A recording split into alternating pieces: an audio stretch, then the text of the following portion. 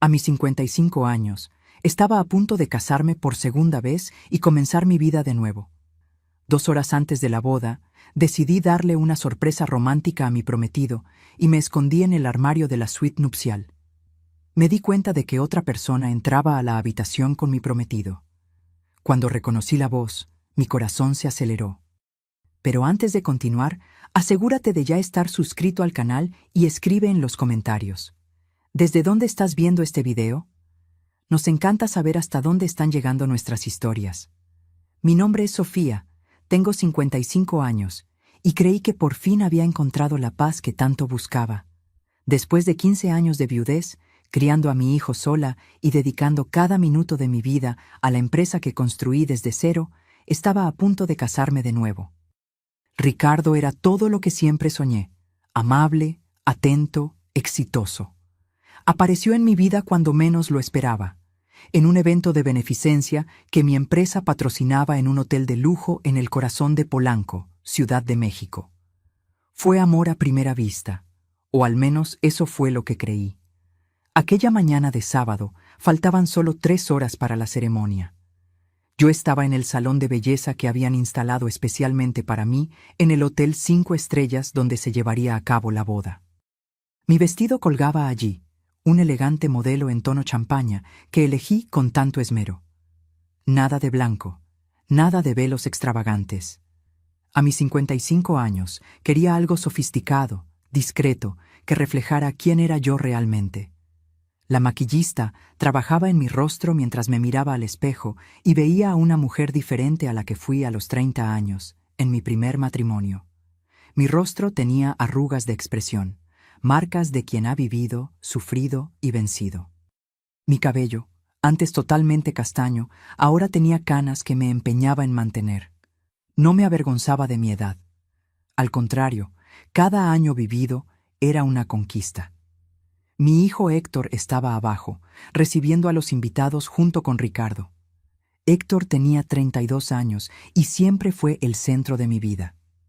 Después de que perdí a mi primer esposo en un accidente automovilístico, me dediqué por completo a criar a mi hijo y a manejar mi negocio. La empresa de importación que fundé creció más allá de mis expectativas. Hoy éramos líderes en el mercado, con contratos millonarios y una reputación sólida. Cuando le presenté a Ricardo a Héctor hace 6 meses, me alegré por la reacción de mi hijo. Abrazó a Ricardo calurosamente y dijo que solo quería verme feliz. Dijo que yo merecía empezar de nuevo, que había pasado demasiado tiempo sola. Esas palabras me llenaron de alegría. Ver a mi hijo apoyando mi nueva relación parecía la bendición final que necesitaba para seguir adelante. Ricardo era 10 años menor que yo. Tenía 45 años y trabajaba como consultor financiero. Conocía a mucha gente, tenía contactos importantes. Me ayudó a expandir los negocios, me presentó a inversionistas y abrió puertas que yo ni siquiera sabía que existían. Era carismático, siempre bien vestido, con esa sonrisa que iluminaba cualquier ambiente. Mi corazón, que yo creía que había olvidado cómo amar románticamente, volvió a latir con más fuerza. Mientras la maquillista aplicaba el último toque de rubor, una idea surgió en mi cabeza. Quería darle una sorpresa a Ricardo. Quería verlo cuando entrara a la suite nupcial, observar su rostro antes de revelarme. Sería un momento íntimo, especial, solo nuestro. Tomé mi celular y envié un mensaje a mi asistente, pidiéndole la tarjeta extra de la suite donde pasaríamos nuestra primera noche como marido y mujer. Ella respondió rápidamente, diciendo que dejaría la tarjeta en la recepción. Sonreí a mi reflejo en el espejo. A mis 55 años, todavía podía ser espontánea y romántica. La vida no había terminado solo porque tenía arrugas y canas. Estaba viva, enamorada y a punto de comenzar un nuevo capítulo. Cuando el maquillaje estuvo listo, le di un descanso al equipo por unos minutos, diciendo que necesitaba un momento a solas para recuperarme. Apenas salieron, tomé mi bolso y salí discretamente por la puerta lateral del salón de belleza. El pasillo del hotel estaba tranquilo. La mayoría de los empleados estaban ocupados preparando el salón de fiestas en la planta baja. Tomé el elevador hasta el 10º piso, donde se encontraba la suite presidencial que Ricardo y yo usaríamos. Mi corazón latía acelerado, no por nerviosismo, sino por una alegría genuina. Me sentía como una adolescente haciendo una travesura. Pasé por la recepción del piso, tomé la tarjeta que mi asistente había dejado y caminé por el pasillo silencioso hasta la puerta de la suite 1005. Acerqué la tarjeta al sensor y la puerta se abrió con un clic suave. La habitación estaba impecable. La cama tamaño king size, cubierta con sábanas blancas inmaculadas, pétalos de rosas rojas esparcidos artísticamente, champaña fría en una cubeta de plata. Todo estaba perfecto, exactamente como lo había planeado. Miré alrededor buscando el lugar ideal para esconderme. Mi vestido era demasiado voluminoso para meterme debajo de la cama. El baño sería demasiado obvio. Mis ojos se detuvieron en el gran armario empotrado cerca de la ventana. Era espacioso, con puertas corredizas que dejaban una pequeña rendija cuando no estaban completamente cerradas. Abrí el armario y vi que estaba vacío, excepto por algunos ganchos y 2 batas de baño blancas colgadas. Había espacio suficiente para acomodarme dentro sin arrugar demasiado mi vestido. Respiré hondo y entré, cerrando la puerta corrediza casi por completo, dejando solo una pequeña abertura por la que podía ver la habitación. La luz que entraba por la rendija era suficiente para ver la cama y la puerta de entrada. Yo podía ver, pero difícilmente alguien me vería allí dentro. Me recargué en la pared del fondo del armario y esperé. Mi plan era simple. Cuando Ricardo entrara, yo saldría y lo sorprendería. Imaginé su sonrisa, la sorpresa en sus ojos. Sería un momento especial que guardaríamos para siempre. Los minutos pasaban lentamente. Podía escuchar mi propio corazón latiendo en el silencio de la habitación. El perfume de las rosas llenaba el aire. Desde donde estaba, lograba ver el reflejo de la ventana en el espejo del tocador. El cielo afuera estaba azul, sin nubes. Todo conspiraba para que aquel fuera el día perfecto. De repente, oí pasos en el pasillo. Eran pasos pesados, masculinos. Mi corazón se aceleró. ¿Sería Ricardo? Todavía faltaban 2 horas para la ceremonia. Tal vez había venido a verificar que todo estuviera en orden en la habitación. Sonreí en la oscuridad del armario, preparándome para el momento de la sorpresa. Oí el sonido de la tarjeta pasándose por el sensor. La puerta se abrió y los pasos entraron. Por la rendija vi un par de zapatos masculinos, pero no eran los mocasines italianos que Ricardo siempre usaba. Eran tenis casuales, desgastados. Fruncí el ceño, confundida. ¿Quién sería?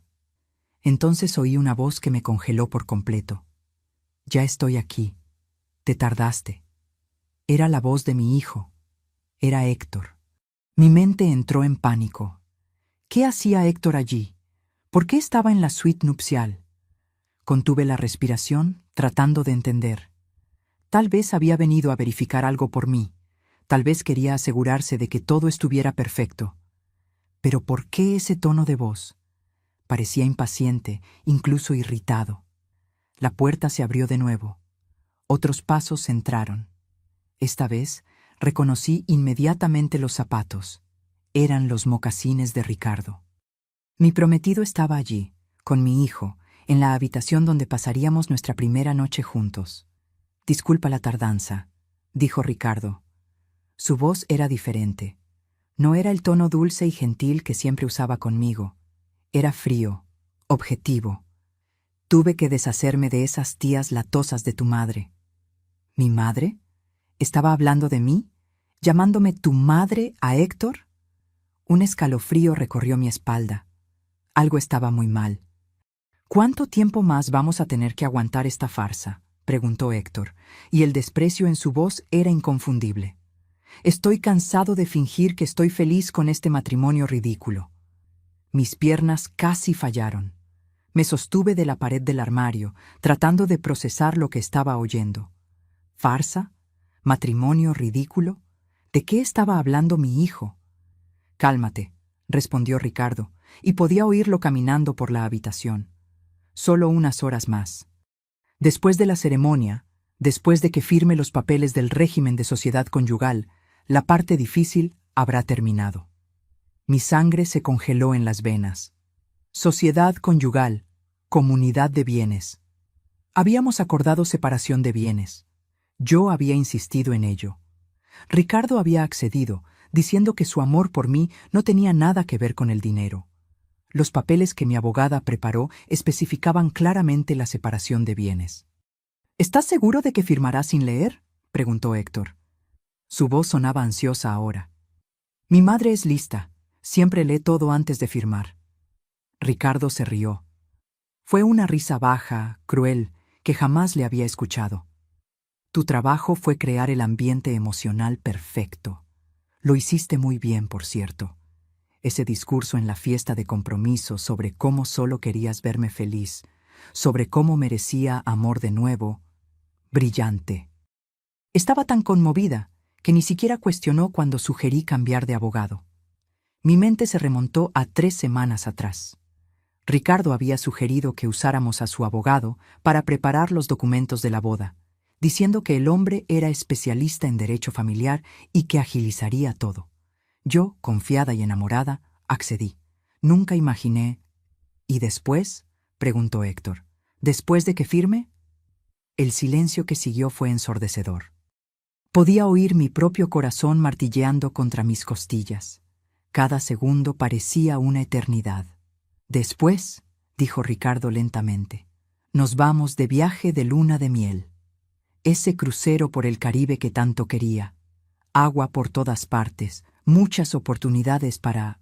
accidentes. No. Aquello no podía estar sucediendo. Debía estar teniendo una pesadilla. Tal vez el estrés de la boda, la ansiedad, todo eso me estaba haciendo alucinar. Pero la voz de mi hijo cortó cualquier esperanza de que aquello fuera fruto de mi imaginación. Un accidente en el mar, dijo Héctor, y había una excitación perturbadora en su tono. Sin cuerpo para investigar mucho. Perfecto. Lágrimas comenzaron a correr por mi rostro, silenciosas y cálidas. Mi hijo, mi propio hijo estaba planeando mi muerte. El muchacho que crié, por el cual sacrifiqué todo, estaba conspirando para matarme. Aprendí de los mejores, continuó Ricardo, y podía oírlo sentarse en la cama. Ya lo hice 2 veces antes, funciona como un reloj. ¿2 veces antes? Mi estómago se revolvió. ¿Había hecho esto antes? ¿Había matado a otras mujeres? Cuéntame sobre ellas, pidió Héctor, y la curiosidad mórbida en su voz me causó náuseas. Ricardo suspiró, como si estuviera rememorando recuerdos agradables. La primera fue Marcela, viuda, 52 años, dueña de una cadena de farmacias en Guadalajara. Nos casamos después de 8 meses de noviazgo, luna de miel en Cancún. Se ahogó durante un clavado. El instructor dijo que probablemente entró en pánico cuando vio una mantarraya. Muy trágico. Hizo una pausa y pude oírlo hurgando en algo. Heredé todo. La familia de ella incluso me ofreció seguir administrando los negocios.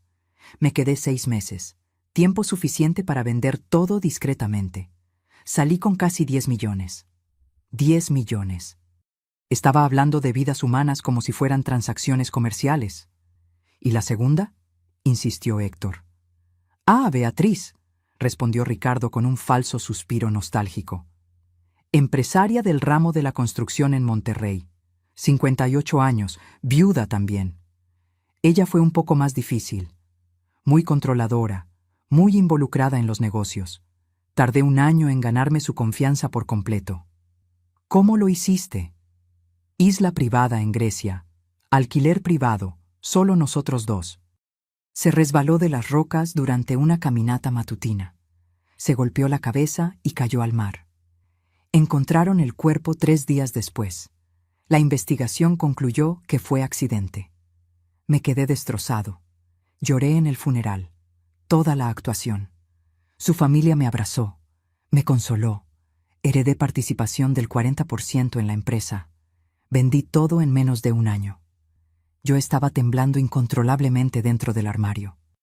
Aquel hombre, aquel monstruo que había dejado entrar en mi vida, en mi cama, en mis negocios, era un asesino en serie. Y mi hijo lo sabía. Peor, mi hijo estaba ayudando. Y mi madre va a ser la tercera, dijo Héctor, y no había emoción alguna en su voz. Era como si estuviera hablando del clima. La mejor de todas, confirmó Ricardo. Tu imperio de importación vale mucho más que los negocios de las otras dos juntas. Estamos hablando de por lo menos 50 millones en activos líquidos, sin contar las propiedades e inversiones. Contigo como único heredero y yo como viudo con derecho a la mitad de todo por la sociedad conyugal, vamos a dividir una fortuna. 50 millones. Era más o menos eso. Yo había construido todo desde cero, trabajado 16 horas al día durante años, y ahora descubría que mi propio hijo veía todo ese esfuerzo solo como dinero esperando ser robado. ¿Cuándo vas a transferir mi parte?, preguntó Héctor. Paciencia, respondió Ricardo. Primero, dejamos pasar el luto adecuado, 6 meses, tal vez un año. Luego, yo empiezo a vender los activos discretamente. Recibirás tu mitad según lo acordado, 25 millones. Dinero suficiente para que nunca más tengas que trabajar en la vida. Me lo merezco, dijo Héctor con amargura. Pasé la vida entera siendo el hijo perfecto. Estudié lo que ella quiso, trabajé en la empresa como un esclavo, fingí interés por ese negocio aburrido de importación. Todo para asegurar que cuando muriera, yo heredara todo. Cada palabra era una puñalada en mi corazón. Yo había dado todo por ese muchacho. Pagué las mejores escuelas, la mejor universidad, le di un cargo importante en la empresa incluso cuando demostraba poco interés. Creí que solo necesitaba tiempo para madurar, que eventualmente se enamoraría del negocio como yo. Tú hiciste la parte más difícil, dijo Ricardo. Presentarme con ella, construir la confianza, hacer que me viera como el yerno perfecto. Tu trabajo fue esencial. Yerno perfecto. Las piezas comenzaron a encajar en mi mente. Había sido Héctor quien sugirió que fuera a aquel evento de beneficencia donde conocí a Ricardo. Héctor quien insistió en que Ricardo era un buen hombre, que yo debería darle una oportunidad al amor. Héctor, quien ayudó a planear nuestra primera cita, que siempre estaba allí incentivando la relación. Todo había sido un plan, desde el inicio. ¿Estás seguro de que no hay forma de que rastreen esto hasta nosotros?, preguntó Héctor, sonando preocupado por primera vez. Ninguna, garantizó Ricardo. Soy cuidadoso. Nunca uso el mismo método 2 veces. Nunca dejo evidencia. Las 2 veces anteriores ni siquiera hubo investigación profunda. Mujeres mayores, accidentes durante viajes. Es un patrón común. Las autoridades ni siquiera sospechan. ¿Y si alguien desconfía? ¿De qué?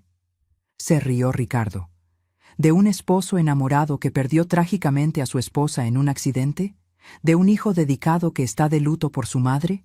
Somos víctimas, Héctor. Y las víctimas no son sospechosas. Continuaron conversando sobre detalles. Sobre cómo Ricardo garantizaría que yo usara un chaleco salvavidas defectuoso durante un paseo en barco. Sobre cómo ya había sobornado a uno de los empleados del crucero para que testificara que yo estaba bebiendo mucho, que estaba actuando de forma imprudente. Sobre cómo Héctor escenificaría al hijo devastado, tal vez hasta se desmayaría en el funeral para causar más conmoción. Yo escuchaba todo dentro de aquel armario oscuro, mi vestido de novia arrugado, mi maquillaje corrido por las lágrimas. La mujer que entró a esa habitación media hora atrás ya no existía. Aquella Sofía, ingenua y enamorada, había muerto. En su lugar nacía otra persona, alguien que acababa de perder todo lo que amaba, pero que no perdería su vida. Necesitamos bajar, dijo Ricardo finalmente. La ceremonia comienza en 1 hora. Tu madre debe estar preguntándose dónde estás. Que se preocupe, respondió Héctor con desdén. Dentro de unos meses ya no se preocupará por nada. Se rieron de mi muerte planeada, se rieron de lo tonta y confiada que era yo. Se rieron de lo fácil que sería engañarme hasta el final. Oí pasos alejándose. La puerta se abrió y se cerró. Después, silencio. Me quedé allí parada, incapaz de moverme. Mi cuerpo entero temblaba. Las piernas estaban débiles, como si fueran a desplomarse en cualquier momento. ¿Cuánto tiempo pasé allí? No lo sé decir. Pudo haber sido 5 minutos o 30. Finalmente, con un esfuerzo inmenso, empujé la puerta del armario y salí. Me tambaleé hasta la cama y me senté, o mejor dicho, me desplomé sobre ella. Los pétalos de rosa se pegaron a mi vestido. La champaña seguía fría en la cubeta, indiferente a la tragedia que acababa de ocurrir en esa habitación. Miré al espejo del tocador y vi mi reflejo. Mis ojos estaban rojos, el rímel escurrido formando líneas negras en mi rostro. Parecía una novia fantasma, una versión distorsionada de aquella mujer feliz que estaba en el salón de belleza hace una hora. Mi celular vibró en el bolsillo del vestido. Era un mensaje de Héctor. «Mamá, ¿dónde estás? Te estamos buscando. La ceremonia comienza en 45 minutos», seguido de otro de Ricardo. «Mi amor, estoy ansioso por verte en el altar. Te amo. Te amo». Aquellas palabras que antes me llenaban de alegría, ahora me causaban repulsión física. Tenía que salir de allí. Tenía que pensar. ¿Pero hacer qué? Si simplemente cancelaba la boda, sabrían que descubrí algo. Ricardo podría desaparecer, y yo no tendría pruebas de lo que oí. Lo había hecho antes, 2 veces, y salido impune. Era experimentado, cuidadoso, y Héctor, mi hijo. ¿Cómo probaría que mi propio hijo estaba tratando de matarme? ¿Quién me creería? Yo misma estaba teniendo dificultad para creerlo. Tomé mi celular y con las manos temblando abrí la aplicación de grabación de voz. Miré el tiempo. 42 minutos. Todo había sido grabado. Cada palabra, cada detalle del plan asesino. Estaba allí, en aquel pequeño archivo de audio. ¿Pero sería suficiente? ¿Sería admisible en un tribunal? E incluso si lo fuera, ¿qué pasaría? Mi hijo iría a la prisión. El muchacho que cargué en brazos, que enseñé a caminar, que consolé en cada pesadilla. Incluso después de todo lo que oí, la parte de mí que era madre sentía un dolor punzante solo de pensarlo. Me levanté de la cama con dificultad. Necesitaba actuar, y necesitaba actuar rápido. Fui al baño de la suite y miré nuevamente mi reflejo, esta vez bajo la luz cruda de los espejos. Tomé una toalla y limpié cuidadosamente el rímel corrido. Recompuse el maquillaje lo mejor que pude con los productos que tenía en el bolso. Mi mente trabajaba a máxima velocidad. Tenía 40 minutos. 40 minutos para decidir si destruía mi propia vida al exponer a mi hijo o si simplemente huía y dejaba todo atrás. 40 minutos para elegir entre justicia y maternidad. Pero entonces recordé a las otras mujeres, Marcela y Beatriz. ¿Tenían familia? ¿Hijos que lloraron por ellas? ¿Padres ancianos que fueron privados de despedirse de sus hijas? ¿Y cuántas otras mujeres serían las próximas víctimas si yo no hacía nada? Ricardo había transformado esto en un negocio. Era meticuloso, paciente, eficiente. Y ahora tenía un socio en Héctor, alguien que podría continuar el trabajo, perfeccionar el método, encontrar nuevas víctimas. No. Yo no podía dejar que esto sucediera. Pero tampoco podía simplemente ir a la policía en ese momento. Era mi palabra contra la de ellos. Y yo sabía cuán convincente era Ricardo. ¿No había sido él quien me conquistó por completo en 6 meses? ¿Quién se ganó la confianza de mi familia, de mis amigos, de mis socios? Necesitaba un plan. Y necesitaba ejecutarlo ahora. Tomé mi celular y envié un mensaje a mi abogada particular. Doctora. Claudia, una mujer en la que confiaba hacía años. Emergencia absoluta. Te necesito en el hotel ahora. Suite 1005. No le cuentes a nadie. Es cuestión de vida o muerte. Ella respondió en segundos. En camino. Llego en 15 minutos. Luego envié otro mensaje, esta vez a Marcos, mi jefe de seguridad personal, un ex policía que trabajaba conmigo hacía una década. Te necesito en la suite presidencial. Urgente. Ven solo y discretamente. Mientras esperaba, fui al laptop que estaba en el escritorio de la habitación. Era mi laptop personal, que había pedido que dejaran allí para trabajar durante la luna de miel. Conecté mi celular y transferí el archivo de audio a la computadora, haciendo 3 copias de seguridad en diferentes servicios de nube. Luego creé un documento nuevo y empecé a escribir. Escribí todo lo que había oído, cada detalle, cada palabra. Los nombres de las víctimas anteriores, Marcela y Beatriz. Los métodos usados, los valores mencionados. Escribí en formato de testimonio, fechado y firmado digitalmente. 15 minutos después, tocaron discretamente a la puerta. Era la doctora Claudia. Entró rápidamente, cerrando la puerta detrás de sí.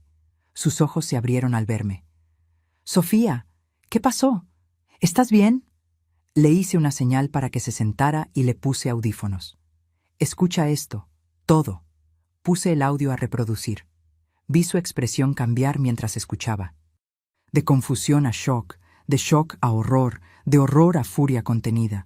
Cuando terminó, estaba pálida. «Dios mío», susurró, «tu hijo y Ricardo, Sofía, necesitamos llamar a la policía ahora». «Aún no», respondí. Mi voz estaba sorprendentemente tranquila. «Necesito que hagas algo primero. Necesito documentos, rápidamente». Expliqué mi plan. La doctora Claudia me miró como si estuviera loca, pero luego asintió lentamente. «Es arriesgado, muy arriesgado». «Lo sé, pero es la única forma de garantizar que no escapen. Ricardo lo hizo antes, 2 veces. Es cuidadoso. Si simplemente cancelamos la boda ahora, él va a desaparecer. Y Héctor inventará una historia, dirá que estoy confundida, tal vez incluso cuestione mi cordura». Otro golpe en la puerta. Era Marcos. Abrí y él entró, su postura militar evidente incluso en traje de civil. Cuando oyó el audio, su mandíbula se tensó. «Puedo resolver esto de otras maneras», dijo él bajo, y el tono en su voz dejaba claro qué tipo de resolución tenía en mente. «No», respondí firmemente. «Esto tiene que hacerse de la manera correcta. Legal. Van a pagar por lo que hicieron, pero dentro de la ley». Les expliqué a los dos cuál era mi plan. Intentaron disuadirme. Argumentaron que era demasiado peligroso, que estaba poniendo mi vida en riesgo. Pero yo estaba decidida. «Sofía», dijo Claudia tomando mis manos. «¿Estás segura de esto? Una vez que comencemos, no hay vuelta atrás». La miré, luego a Marcos. «Mi hijo planeó matarme. El hombre que amaba es un asesino en serie. No hay nada a qué volver aquí. Solo hay justicia o muerte, y yo no voy a morir». Intercambiaron una mirada y luego asintieron. La doctora Claudia comenzó a trabajar en su laptop, preparando los documentos que le pedí. Marcos hizo algunas llamadas discretas, organizando lo que sería necesario. Yo volví al baño y recompuse completamente mi apariencia. 30 minutos después, parecía nuevamente una novia radiante. Por fuera, al menos. Por dentro, yo era otra persona. Una persona más fría, más dura, más determinada. Miré a Claudia. «¿Listo?» Ella asintió, mostrándome los documentos en su tableta. «Todo listo, pero Sofía, última oportunidad de cambiar de opinión». «No voy a cambiar», respondí. Firmé digitalmente cada documento que ella preparó. Tomé mi celular y envié un mensaje a Héctor. «Disculpa la demora, querido. Estaba terminando unos detalles. Estoy bajando ahora». A Ricardo. «Mi amor, nos vemos en el altar en 10 minutos. No puedo esperar». Marcos me escoltó discretamente hasta el elevador de servicio. Claudia siguió por otro camino, llevando su laptop y una copia de todo. Yo le había instruido exactamente qué hacer y cuándo hacerlo. Cuando llegué al salón donde sería la ceremonia, la música ya estaba tocando. Mis invitados estaban todos sentados, bellamente vestidos, sonriendo con expectativa. Héctor estaba al lado de Ricardo cerca del altar improvisado. Mi hijo me vio y sonrió. Fue una sonrisa cálida, perfecta. Era bueno en eso. Siempre lo fue. ¿Cuántas veces a lo largo de los años había malinterpretado sus expresiones? ¿Cuántas veces confundí sus manipulaciones con amor genuino? Ricardo se volteó cuando la música nupcial comenzó. Sus ojos se iluminaron al verme. Llevó la mano a su pecho, en un gesto que parecía conmovido. La perfecta escenificación del novio enamorado. Caminé por el pasillo, sola. No tenía padre para entregarme. Él había fallecido años atrás. Siempre pensé que sería Héctor quien me llevaría al altar, pero él había declinado educadamente, diciendo que prefería quedarse al lado de Ricardo como padrino. Ahora entendía por qué. Querían estar juntos, presentar un frente unido. A cada paso que daba, sentía las miradas de los invitados sobre mí. 200 personas que no tenían idea de lo que estaba a punto de suceder. 200 testigos de lo que estaba planeando. Llegué al altar. Ricardo extendió su mano hacia mí. Yo la tomé. Su mano estaba cálida, firme. La mano de un asesino. «Estás hermosa», susurró. «Gracias», respondí con una sonrisa. El celebrante, un juez de paz que Ricardo había sugerido, comenzó la ceremonia. Habló sobre amor, compromiso, compañerismo. Cada palabra sonaba como una broma cruel. Miré a Héctor al lado de Ricardo. Mi hijo me observaba con una expresión que ahora reconocía. No era amor, era cálculo. Estaba evaluando si yo sospechaba de algo, si había alguna señal de que yo sabía. Le sonreí. Una sonrisa de madre orgullosa. Vi alivio pasar por sus ojos. «Llegamos ahora al intercambio de votos», anunció el celebrante. «Ricardo, ¿aceptas a Sofía como tu legítima esposa?» «Acepto», dijo Ricardo, su voz clara y firme. «Sofía, ¿aceptas a Ricardo como tu legítimo esposo?» Este era el momento que cambiaría todo. Miré a Ricardo, luego a Héctor, luego a todos los rostros expectantes a mi alrededor. «Tengo algo que decir primero», hablé en voz alta y clara. Un murmullo recorrió la audiencia. Ricardo frunció el ceño levemente, confundido pero aún manteniendo la sonrisa. «¿Sofía?», dijo él en voz baja. «¿Está todo bien?» «Está todo perfecto», respondí. Entonces me volteé hacia los invitados. «Todos ustedes vinieron aquí hoy pensando que asistirían a una boda. Y van a asistir, pero no la boda que imaginaban». El silencio en el salón era absoluto. Se podía oír la respiración de la gente. Ricardo intentó sujetar mi mano, pero me aparté. «Sofía, estás nerviosa», dijo, tratando de parecer preocupado. «Vamos a hacer una pausa. Puedes...» «No estoy nerviosa», corté. «Estoy perfectamente lúcida, tal vez más lúcida de lo que he estado en los últimos 6 meses». Héctor dio un paso adelante. «Mamá, ¿qué está pasando? ¿Te sientes mal?» «No me llames madre», dije, y mi voz salió más fría de lo que pretendía. Vi cómo retrocedía como si hubiera recibido una bofetada. Me volteé nuevamente hacia los invitados. Hoy, hace aproximadamente 1 hora, yo estaba en la suite nupcial, escondida en el armario. Quería darle una sorpresa romántica a mi futuro esposo. Ricardo palideció. Entendió inmediatamente a dónde iba a parar esto. Pero quien apareció en la habitación no fue solo Ricardo. Fue mi hijo también. Y ellos no sabían que yo estaba allí, así que conversaron libremente. «Mamá, no sé de qué estás hablando», comenzó Héctor, pero había pánico en sus ojos. «Y yo lo oí todo», continué, mi voz aumentando. «Los oí a ustedes planeando mi asesinato. Los oí riendo sobre lo fácil que sería engañarme. Oí sobre las otras 2 mujeres que Ricardo mató antes». El salón estalló en exclamaciones de shock. Personas se levantaron, comenzaron a hablar al mismo tiempo. Ricardo intentó agarrarme, pero Marcos apareció de la nada, interponiéndose entre nosotros. «Esto es una locura», gritó Ricardo a los invitados. «Está teniendo una crisis, necesita ayuda». «¿Estoy teniendo una crisis?», repetí. «Qué interesante. Es la misma táctica que usarías si hubieras sobrevivido al accidente que estabas planeando, ¿no es así? ¿Cuestionar mi sanidad mental?»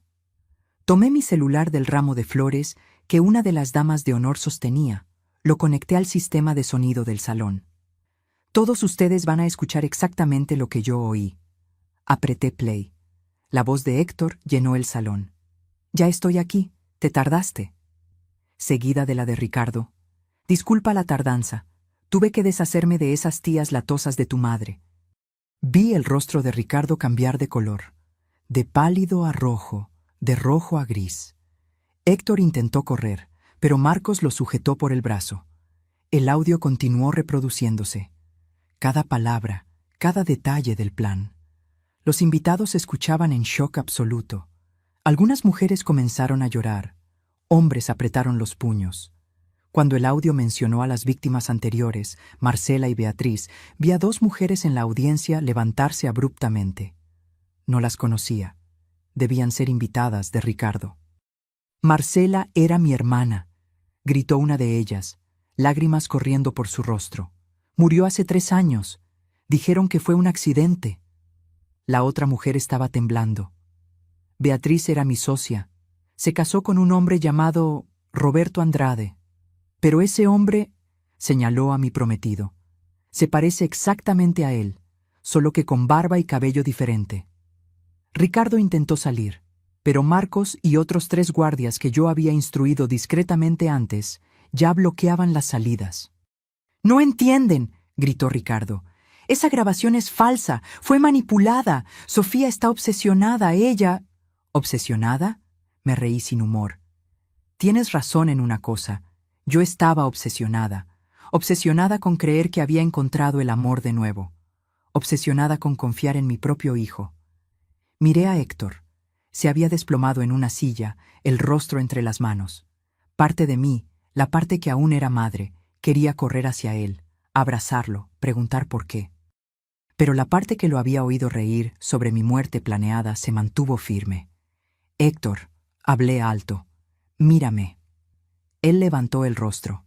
Había lágrimas allí, pero no podía decir si eran genuinas o solo una manipulación más. «¿Por qué?», pregunté. «Eres mi hijo. Te di todo. ¿Por qué?». Se quedó en silencio por un largo momento. Luego, algo cambió en su expresión. La máscara cayó por completo. Lo que quedó era algo frío, resentido. «Porque estoy cansado», dijo. «Cansado de ser el hijo perfecto. Cansado de trabajar en ese negocio aburrido. Cansado de esperar que murieras naturalmente para finalmente tener lo que es mío por derecho». Cada palabra era una puñalada. «¿Por derecho? ¿Crees que tienes derecho a matarme? Ibas a dejármelo todo de todas formas», respondió con un encogimiento de hombros. «Solo estoy acelerando el proceso y sin tener que fingir que me importa más». La gente a nuestro alrededor jadeó. Mi mejor amiga, sentada en la primera fila, comenzó a sollozar fuerte. En ese momento, las puertas del salón se abrieron. Policías entraron, liderados por un delegado que Claudia había contactado. Ella había llevado copias de la grabación directamente a la policía mientras yo procrastinaba la ceremonia. «Ricardo Montes, también conocido como Ricardo Silva y Ricardo Méndez», anunció el delegado.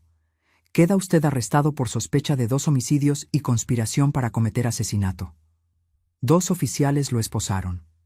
Ricardo intentó resistirse, gritando que todo era un malentendido, que yo estaba loca, que él era inocente, pero las esposas ya estaban en sus muñecas. «Héctor Gutiérrez», continuó el delegado, «queda usted arrestado por conspiración para cometer asesinato». Cuando los policías se acercaron a Héctor, algo dentro de mí se rompió. Mi hijo, mi bebé. Me acordé de cuando nació, de aquel pequeño ser que puse en el mundo. Del primer día de clases, de las noches que pasé al lado de su cama cuando estaba enfermo. Él me miró mientras era esposado. ¿De verdad vas a hacer esto? ¿Tu propia familia? Dejaste de ser mi familia cuando planeaste matarme, respondí, pero mi voz se quebró al final. Fueron llevados. Ricardo aún gritando su inocencia, Héctor en silencio, mirando al suelo. Los invitados estaban en shock absoluto. Algunos intentaron consolarme, pero levanté la mano, pidiendo espacio. La doctora. Claudia se acercó. «Hay reporteros afuera. La noticia ya se filtró. Necesitas prepararte». Asentí. «Déjalos entrar. Voy a dar una declaración. Sofía, ¿estás segura? No tienes que hacer esto ahora. Acabo de descubrir que mi hijo y mi prometido querían matarme, completé. Sí, estoy consciente. Y sí, voy a hablar. Salí del salón. Los flashes de las cámaras eran cegadores. Micrófonos fueron empujados hacia mí, preguntas gritadas de todos lados. Levanté la mano y el tumulto disminuyó. Mi nombre es Sofía Gutiérrez, comencé. Hoy debía ser el día más feliz de mi vida. En su lugar, descubrí que las dos personas en quienes más confiaba planeaban asesinarme por dinero. Hice una pausa, dejando que eso se asimilara. Pero no voy a ser una víctima, no voy a ser un nombre más en una lista de mujeres que fueron manipuladas y asesinadas. Voy a usar cada recurso que tengo, cada contacto, cada centavo, para garantizar que se haga justicia. Un reportero gritó: «Señora Gutiérrez, ¿cómo se siente con respecto a su hijo?». Respiré hondo. Estoy destrozada. Como madre, estoy completamente destrozada. Pero como mujer, como ser humano, estoy furiosa. Y la furia va a superar al dolor, al menos por tiempo suficiente para hacer lo que tiene que ser hecho. Otro reportero: «¿Va a demandar?». «Voy a hacer más que demandar», interrumpí. «Voy a asegurarme de que cada víctima de Ricardo sea reconocida. Marcela y Beatriz no van a ser olvidadas como simples accidentes. Y voy a usar mi historia como alerta. Mujeres, especialmente mujeres mayores, son vistas como blancos fáciles. Bueno, yo no soy fácil, y no voy a dejar que otras sean tratadas así». Los días que siguieron fueron un torbellino. La historia se esparció como fuego por los medios nacionales. Novia de 55 años expone plan de asesinato en el altar, estaba en todos los titulares. Programas de televisión me buscaban, podcasts de True Crime querían entrevistas, periodistas acampaban en la puerta de mi casa en Las Lomas. Di algunas entrevistas cuidadosamente seleccionadas. Cada vez que contaba la historia se volvía más fácil. No el dolor, sino la narrativa. Yo estaba transformando mi trauma en algo útil, en un mensaje. La investigación policial avanzó rápidamente. Con la grabación que proporcioné y el testimonio de las familias de Marcela y Beatriz, consiguieron una orden de registro completa para la casa de Ricardo. Lo que encontraron allí fue aterrador.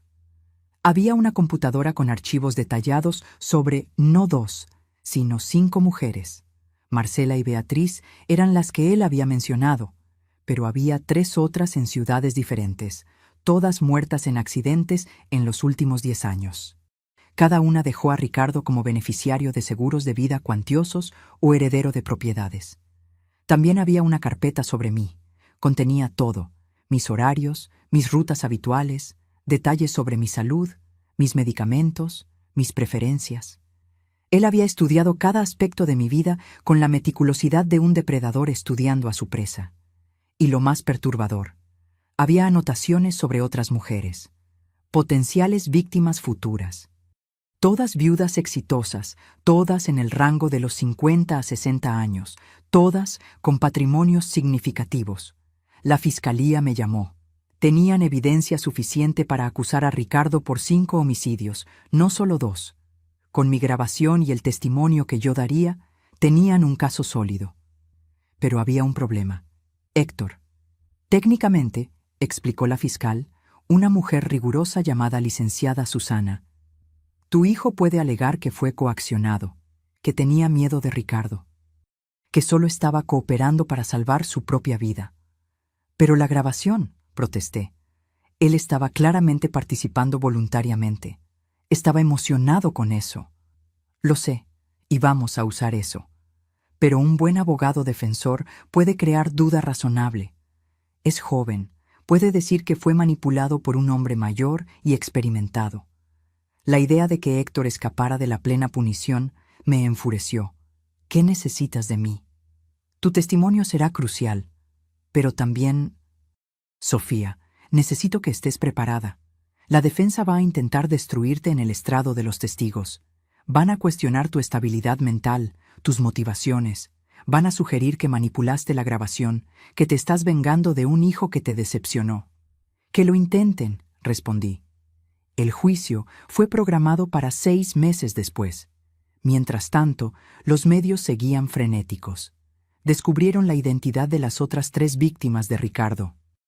Familias que habían llorado a seres queridos perdidos en accidentes trágicos, ahora descubrían que fueron asesinatos planeados. Una de esas familias me contactó. La hija de una de las víctimas, una mujer llamada Patricia, vino a mi oficina. Mi madre, dijo ella con lágrimas en los ojos, murió en un incendio hace 7 años en Puebla. Dijeron que fue un cortocircuito, pero yo siempre supe que había algo raro. Ella era tan cuidadosa, tan meticulosa. Sujeté su mano. Lo siento mucho. Por ti y por ella. Gracias a ti, dijo Patricia. Finalmente vamos a tener respuestas. Finalmente podemos procesar el luto de verdad, sabiendo la verdad. Aquella conversación cambió algo en mí. Yo no estaba haciendo esto solo por mí. Estaba haciendo por Marcela, Beatriz, por la madre de Patricia y por las otras mujeres que Ricardo había transformado en estadísticas. Mientras tanto, Héctor estaba en prisión esperando juicio. Su abogado intentó negociar. Querían que testificara contra Ricardo a cambio de una sentencia reducida. La fiscal me llamó para discutir. Es una buena oferta. Con su testimonio, garantizamos que Ricardo nunca más salga de prisión. ¿Y Héctor? Probablemente recibiría entre 5 a 10 años, con posibilidad de libertad condicional. 5 a 10 años, por conspirar para matarme, por reír sobre mi muerte planeada.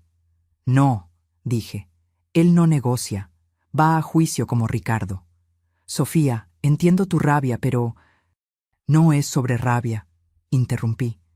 Es sobre justicia. Si lo dejamos hacer un acuerdo, mandamos el mensaje de que conspirar para matar a tu propia madre por dinero es algo que puede ser negociado. No lo es. La fiscal se quedó en silencio por un momento. ¿Estás segura? El juicio va a ser brutal, para ti. Lo sé, pero voy a estar allí, y voy a testificar.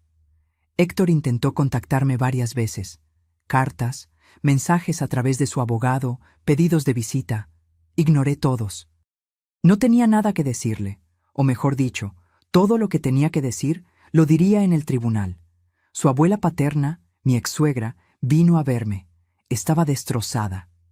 Sofía, lloró ella, es mi nieto, mi único nieto. Por favor, no puedes... Él planeó matarme, dije gentilmente, pero firmemente. Él se rió de eso. Si oyeras la grabación. La oí, admitió ella, secándose las lágrimas. La policía me la mostró, pero es un niño, fue influenciado. Tiene 32 años, no es un niño. Y nadie lo influenció a desear mi muerte. Eso vino de él. Ella se fue llorando. Sentí pena por ella. Era inocente en todo esto, solo una abuela que amaba a su nieto. Pero yo no podía dejar que eso cambiara mi decisión. Los meses pasaron lentamente. Me sumergí en el trabajo, usando la empresa como distracción. Irónicamente, los negocios nunca habían ido mejor. La publicidad, aunque trágica, había puesto mi nombre en evidencia. Nuevos contratos aparecían, inversionistas se acercaban. Usé parte de las ganancias para crear una fundación, Justicia para ella, dedicada a ayudar a familias de mujeres que murieron en circunstancias sospechosas a conseguir investigaciones adecuadas. Contraté investigadores privados, abogados, ofrecí recursos para quien no podía pagar. Marcela, Beatriz y las otras 3 víctimas de Ricardo se convirtieron en las primeras beneficiarias póstumas. Sus historias fueron contadas, sus muertes reinvestigadas adecuadamente, sus memorias honradas. Finalmente, llegó el día del juicio. El tribunal estaba lleno. Medios de todo el país estaban allí. Las familias de las víctimas sentadas juntas en solidaridad. Mis amigos y empleados apoyándome. Y allí al frente, separados por guardias, estaban Ricardo y Héctor. Ricardo parecía diferente, más pequeño de alguna forma. La confianza que siempre exhaló había desaparecido. Sus hombros estaban encorvados, su rostro pálido. Héctor me miró cuando entré. Intentó sonreír, aquella sonrisa que siempre usaba cuando quería algo de mí. Desvié la mirada. El juez entró y el juicio comenzó. La fiscal presentó el caso metódicamente. La grabación fue reproducida para el jurado. Vi sus expresiones cambiar de neutras a choqueadas, de choqueadas a asqueadas. Entonces llamaron a la primera testigo, yo. Me levanté y caminé hasta el estrado de los testigos. Puse mi mano sobre la Biblia y juré decir la verdad, toda la verdad, nada más que la verdad. La fiscal comenzó con preguntas básicas. Mi nombre, edad, profesión. ¿Cómo conocí a Ricardo? ¿Cuánto tiempo fuimos novios? Respondí todo calmada, claramente. Entonces llegamos al día de la casi boda. ¿Puede contarnos con sus propias palabras qué sucedió aquel día? Respiré hondo. Yo estaba feliz. Estaba a punto de casarme con un hombre que amaba, o al menos pensaba que amaba. Decidí darle una sorpresa romántica. Quería esconderme en la suite nupcial y sorprenderlo cuando entrara. ¿Y qué sucedió cuando estaba escondida? Oí pasos. Creí que era Ricardo, pero reconocí la voz de mi hijo, Héctor. Me extrañó. No entendía qué haría él allí. Entonces Ricardo entró también. ¿Y ellos sabían que usted estaba allí? No, yo estaba escondida en el armario. Pensaban que estaban solos. ¿De qué conversaron? Cerré los ojos por un momento, dejando que las palabras regresaran. Héctor preguntó cuánto tiempo más tendrían que aguantar la farsa. Ricardo dijo que solo unas horas más, hasta que yo firmara los papeles de la boda. ¿Qué papeles? Descubrí después que Ricardo había cambiado los documentos de separación de bienes que yo había acordado por documentos de sociedad conyugal. Él planeaba que yo firmara sin leer, durante la ceremonia, estando conmovida. La fiscal asintió. ¿Y luego? Luego comenzaron a hablar sobre matarme. Mi voz falló un poco. Sobre un accidente durante la luna de miel. Ricardo mencionó que lo había hecho antes con otras mujeres, Marcela y Beatriz. ¿Cómo se sintió oyendo eso? Como si mi mundo se estuviera desmoronando, admití. El hombre que amaba estaba planeando matarme. Y peor, mucho peor, era que mi hijo estaba ayudando. Mi propio hijo, que crié, que amé, estaba participando activamente del plan. Lágrimas comenzaron a escurrir, pero no las limpié. Dejé que el jurado viera mi dolor. ¿Y qué dijo Héctor durante esa conversación? Él dijo que estaba cansado de fingir ser el hijo perfecto, que quería el dinero que sería de él de todas formas. Preguntó cuándo recibiría su parte de los 50 millones. Oí murmullos en el tribunal. El juez golpeó el martillo pidiendo silencio. 50 millones se refiere a mi patrimonio, el valor aproximado de todo lo que construí durante mi vida. Estaban dividiendo mi dinero antes incluso de matarme. La fiscal me hizo repetir partes específicas de la conversación. Cada palabra que hablé era confirmada por la grabación que tenían como evidencia. Entonces llegó la hora de la defensa de interrogarme. El abogado de Ricardo se levantó. Era un hombre de mediana edad, traje caro, expresión condescendiente. «Señora Gutiérrez», comenzó él, ¿no le parece demasiado conveniente que haya grabado esa conversación entera? Yo no planeé grabar, respondí. Mi celular estaba en el bolsillo del vestido con la aplicación de grabación abierta porque la había usado para grabar algunos mensajes para Ricardo más temprano. Continuó grabando sin que yo me diera cuenta. «Ah, qué suerte», dijo él sarcásticamente. «¿Y usted, una mujer de negocios experimentada, quiere que creamos que no notó que estaba grabando?» Yo estaba escondida en un armario oyendo a mi hijo y a mi prometido planear matarme. Respondí firmemente. No estaba exactamente preocupada por mi celular. O tal vez, él sugirió, usted estaba escenificando todo esto. Tal vez estaba enojada porque su hijo no aprobaba ese matrimonio. Tal vez quería vengarse. Mi hijo aparentaba aprobar completamente el matrimonio, respondí. ¿Y por qué inventaría que mi propio hijo quiere matarme? Dinero, dijo él simplemente. Con su hijo preso, usted mantiene total control sobre su patrimonio. Nadie para compartir, nadie para cuestionar sus decisiones. Yo me reí. Fue una risa corta, amarga. Mi hijo ya habría heredado todo cuando yo muriera. Naturalmente, no necesitaba matarme para eso. Yo no gané nada con esta situación, excepto la pérdida del hijo que amaba. El abogado intentó algunas otras aproximaciones, sugiriendo que yo estaba mentalmente inestable, que la grabación podría haber sido editada, que tal vez había malinterpretado una conversación inofensiva. Pero la fiscal objetó cada vez, y el juez sostuvo. La grabación estaba demasiado clara, había sido verificada por peritos como auténtica. Entonces fue el turno del abogado de Héctor. Él era más joven, parecía menos cínico. Su enfoque fue diferente. «Señora Gutiérrez», dijo él gentilmente, «¿usted ama a su hijo?» La pregunta me tomó desprevenida. Yo amaba. ¿Amaba en el pasado?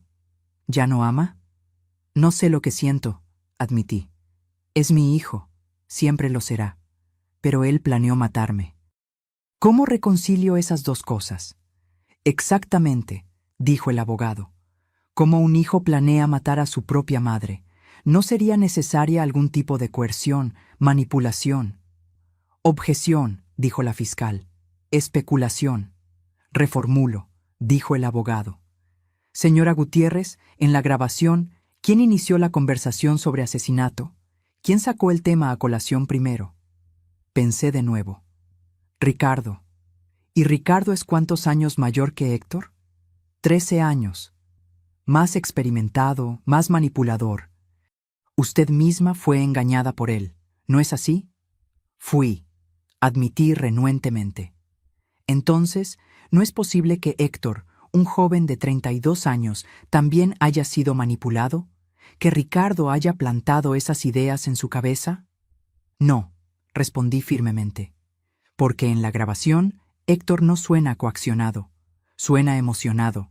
Se rió, preguntó cuándo recibiría el dinero. Esas no son acciones de alguien siendo forzado. Pero es su hijo, insistió el abogado. Ciertamente debe haber... Dejó de ser mi hijo cuando accedió a mi asesinato, dije, y mi voz resonó por el tribunal. Le habría dado todo, literalmente todo. Solo necesitaba esperar, pero no. Él lo quería ahora, y estaba dispuesto a matarme para conseguirlo. Vi a Héctor bajar la cabeza. El interrogatorio continuó por horas. Me hicieron repetir la historia varias veces, buscando inconsistencias. No las encontraron porque no las había. Yo estaba diciendo la verdad. Cuando finalmente me liberaron del estrado de los testigos, estaba exhausta. Pero había más testigos. Las familias de Marcela y Beatriz testificaron sobre las circunstancias sospechosas de las muertes. Peritos hablaron sobre los métodos usados, sobre cómo los accidentes fueron cuidadosamente planeados. Y entonces, la fiscalía trajo a su testigo sorpresa. Era una mujer que yo nunca había visto. Tenía cerca de 50 años, bonita, bien vestida. Cuando fue llamada al estrado, Ricardo se puso blanco. «Por favor, declare su nombre para el tribunal», pidió la fiscal. «Mi nombre es Daniela Campos», dijo la mujer, «y yo sería la próxima víctima de Ricardo». El tribunal explotó. El juez tuvo que golpear el martillo varias veces para restaurar el orden. Daniela contó su historia.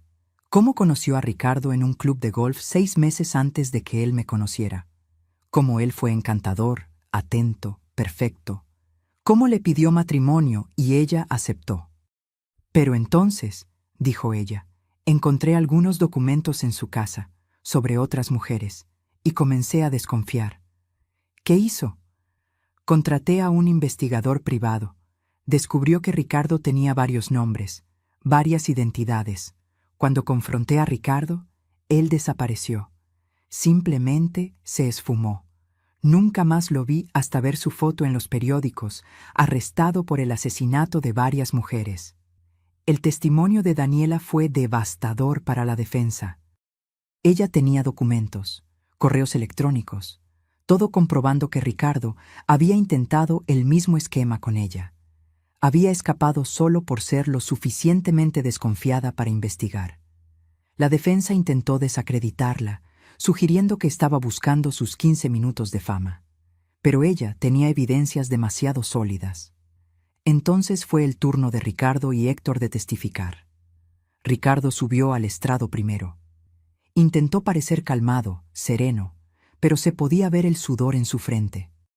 Su abogado lo guió a través de una narrativa cuidadosamente construida. Ricardo alegó que todo fue un malentendido, que la conversación que oí fue sacada de contexto, que él y Héctor solo estaban bromeando sobre escenarios absurdos, no planeando realmente nada. ¿Bromeando?, repitió la fiscal cuando llegó su turno de interrogar.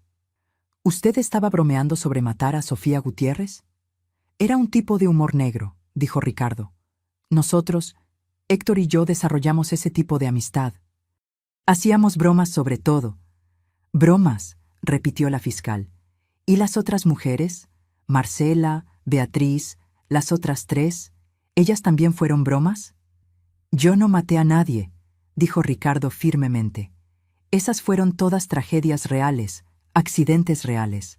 Están intentando transformarme en algún tipo de serial killer cuando soy solo un hombre con mala suerte que perdió a personas que amaba. Mala suerte, murmuró la fiscal. Señor Montes, o debería llamarle Silva, o Méndez. ¿Cuántos nombres falsos ha usado? Cambié mi nombre legalmente algunas veces, admitió él, por razones personales. ¿Razones personales como huir de investigaciones? Objeción. Sostenida, reformule, fiscal. Ella cambió de táctica. Señor, en la grabación usted menciona valores específicos. 50 millones. Usted menciona dividir el patrimonio de Sofía. ¿Cómo explica eso si era solo una broma? Estábamos especulando. Sobre hipotéticamente, si algo le sucediera a Sofía. Conveniente. ¿Y usted siempre especula sobre la muerte de sus prometidas? Las preguntas continuaron, incisivas, implacables. Ricardo intentó mantener su historia, pero la fiscal lo desmontó pieza por pieza. Cada respuesta suya creaba más contradicciones. Finalmente, salió del estrado pareciendo derrotado. Entonces fue el turno de Héctor. Mi hijo subió al estrado lentamente. Parecía mucho más joven que sus 32 años, casi frágil. Yo sabía que era estrategia de su abogado, pero aún así sentí algo apretar en mi pecho. Su abogado lo guió gentilmente. Héctor alegó que fue manipulado por Ricardo, que tenía miedo, que Ricardo lo amenazó, dijo que si no cooperaba, él mismo sería asesinado. Pero en la grabación, dijo la fiscal cuando su turno llegó, usted no suena con miedo, suena emocionado. Yo estaba intentando parecer cooperativo, dijo Héctor, para que Ricardo no sospechara que yo podría denunciarlo. ¿Entonces usted planeaba denunciarlo? Sí, eventualmente. Pero no lo hizo, ni siquiera avisó a su madre sobre el peligro. Tenía miedo, repitió Héctor. Ricardo es peligroso. Pero no tan peligroso como para impedirle preguntar cuándo recibiría sus 25 millones, ¿cierto? Héctor parpadeó. Yo solo estaba siguiendo su juego. La fiscal sacó un documento. Señor Gutiérrez, usted abrió una cuenta offshore 3 semanas antes de la boda planeada. ¿Para qué? Él dudó. Inversiones. Inversiones. ¿No sería para recibir el dinero que esperaba ganar con la muerte de su madre? No, yo nunca. ¿Nunca qué? ¿Nunca planeó recibir el dinero? Pero usted mismo dijo en la grabación que merecía ese dinero, que había pasado la vida siendo el hijo perfecto. Héctor me miró, sus ojos suplicantes. Yo no desvié la mirada, pero tampoco demostré ninguna emoción. ¿Usted ama a su madre?, preguntó la fiscal de repente. La pregunta lo tomó por sorpresa. Sí, yo amo. Curiosa forma de demostrar amor, planeando asesinato. Yo no planeé nada, fue todo Ricardo. Pero usted accedió, usted se rió, usted preguntó sobre su parte del dinero. Porque tenía miedo. Miedo, repitió la fiscal. Señor Gutiérrez, ¿cuántas veces pudo haber denunciado a Ricardo? ¿Cuántas oportunidades tuvo de avisar a su madre? Silencio. Usted tenía el teléfono de la policía, tenía acceso a su madre en cualquier momento. Podría haber enviado un mensaje anónimo, una llamada, cualquier cosa. Pero no lo hizo. ¿Sabe por qué? Porque usted quería el dinero. Así de simple. Usted veía a su madre como un obstáculo entre usted y la riqueza que creía merecer. No es verdad. Entonces mire a su madre ahora, ordenó la fiscal. Mírela a los ojos y diga que usted no quería que ella muriera. Héctor me miró. Yo lo encaré de vuelta, mi rostro una máscara neutra. Comenzó él, pero nada más salió. Lágrimas comenzaron a escurrir por su rostro. Lo siento mucho, susurró.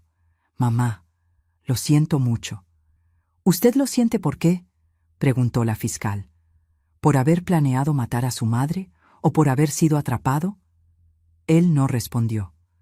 Solo continuó llorando. Cuando finalmente lo despidieron, pasó a mi lado tambaleándose. Intentó tocarme, pero un guardia lo impidió. Los argumentos finales comenzaron al día siguiente. La defensa argumentó que Ricardo era un hombre inocente perseguido por las circunstancias, que las muertes anteriores fueron realmente accidentes, que la grabación estaba siendo malinterpretada. Para Héctor, argumentaron que era una víctima de manipulación, un joven asustado coaccionado por un hombre mayor y peligroso. La fiscalía pintó un cuadro diferente, de un depredador calculista y experimentado que transformó el asesinato en un negocio lucrativo, y de un hijo codicioso dispuesto a matar a su propia madre por dinero. Sofía Gutiérrez, dijo la fiscal en su argumento final, es una sobreviviente.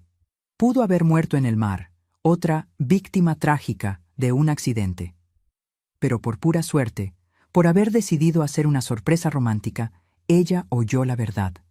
Y fue lo suficientemente valiente para no solo salvar su propia vida, sino para traer justicia para Marcela, Beatriz y todas las otras. Señaló a Ricardo y Héctor. Estos hombres veían a mujeres exitosas no como personas, sino como fuentes de ingresos, como blancos.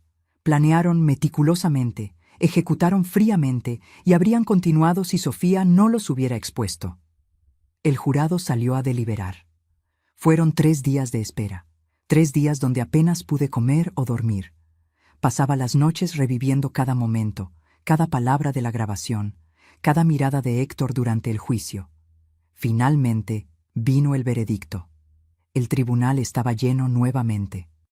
Me senté en la primera fila, la doctora Claudia de un lado, Marcos del otro.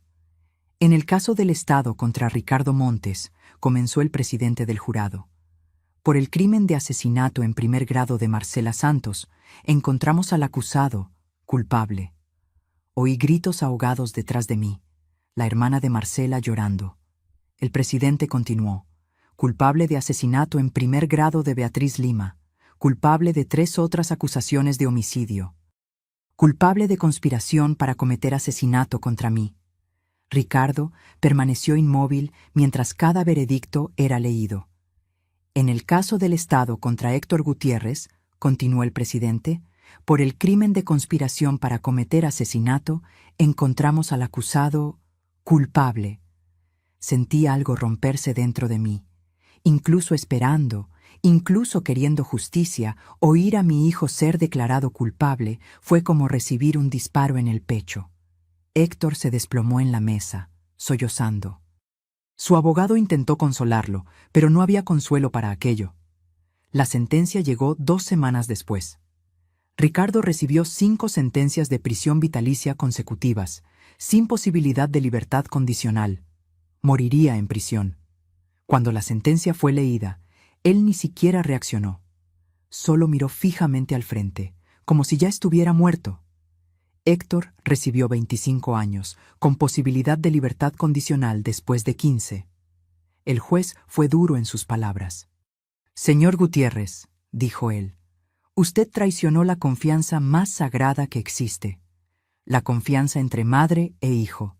Usted no solo planeó quitarle la vida a la mujer que le dio la vida, sino que lo hizo por pura codicia.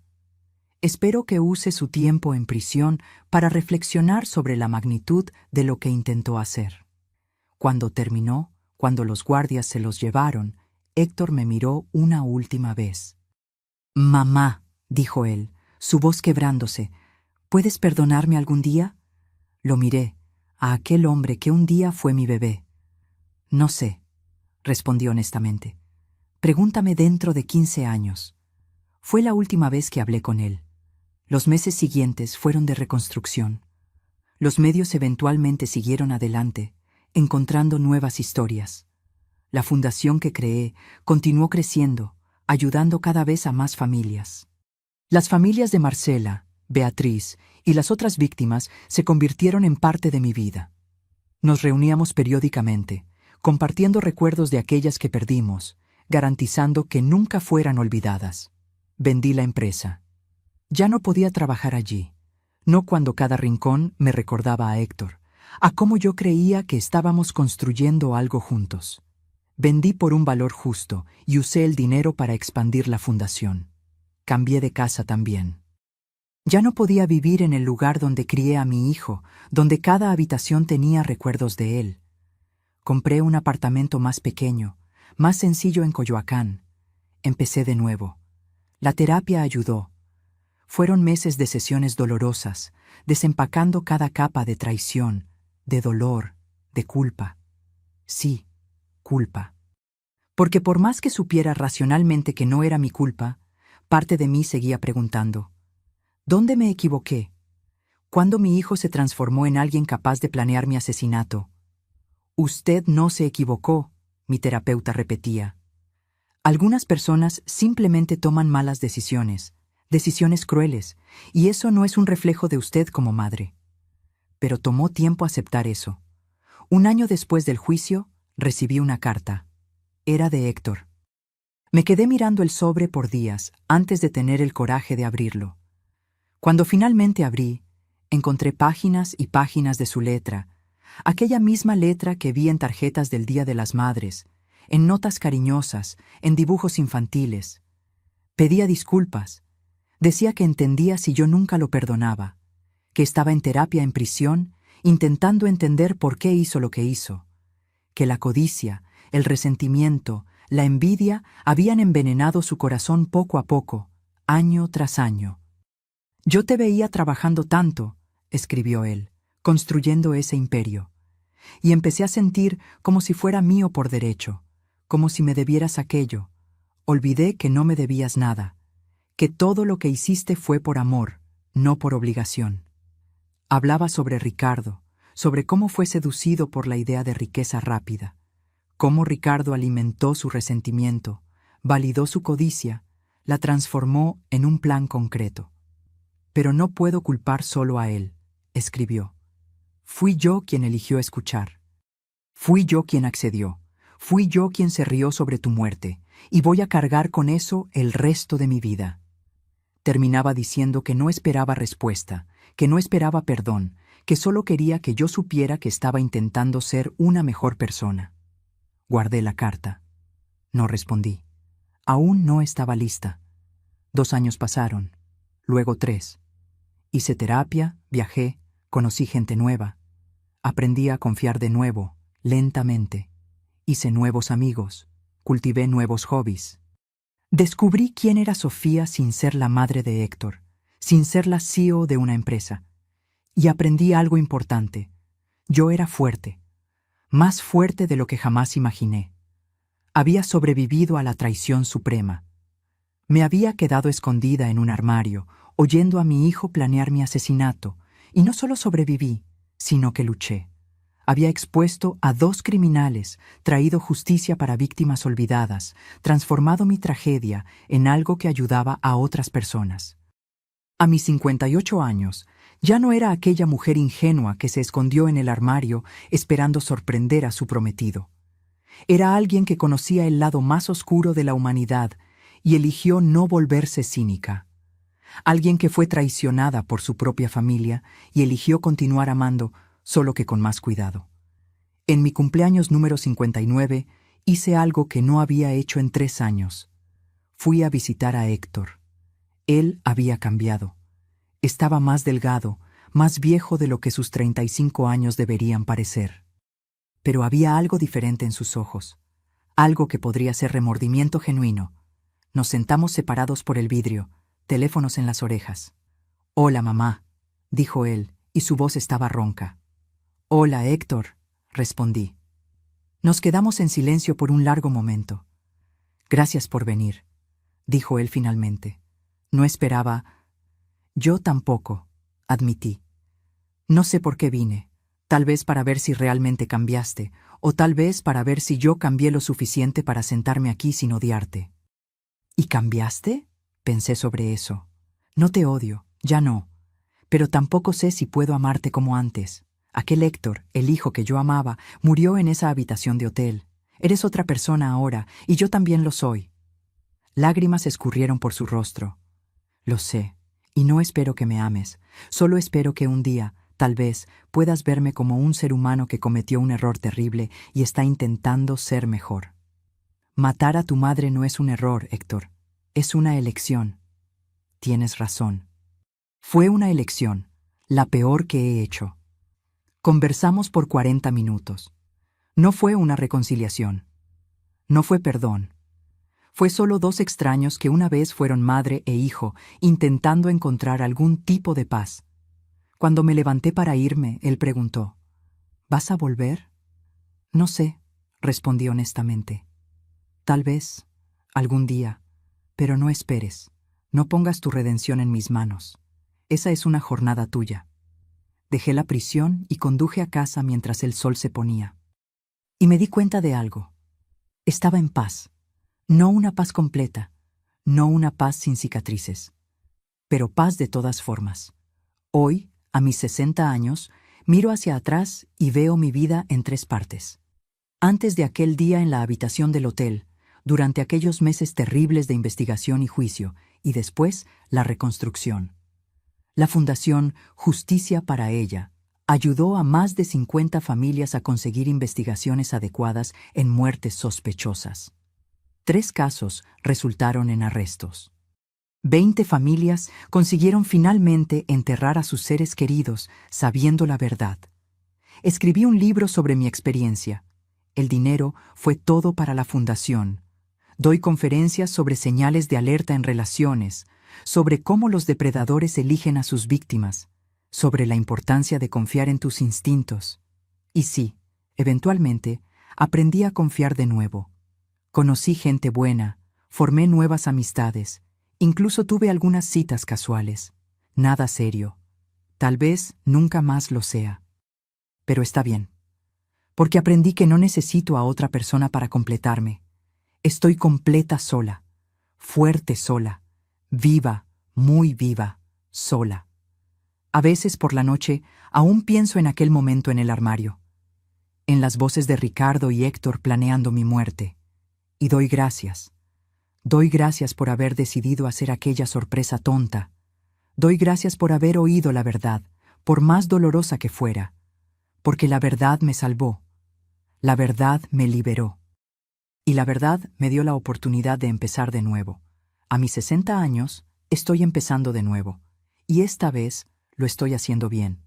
Ahora, si te gustó esta historia, haz clic en suscribirte y dime en los comentarios qué parte te dejó boquiabierto. Y no olvides hacerte miembro para tener acceso a videos exclusivos que no publico aquí. Te espero allí.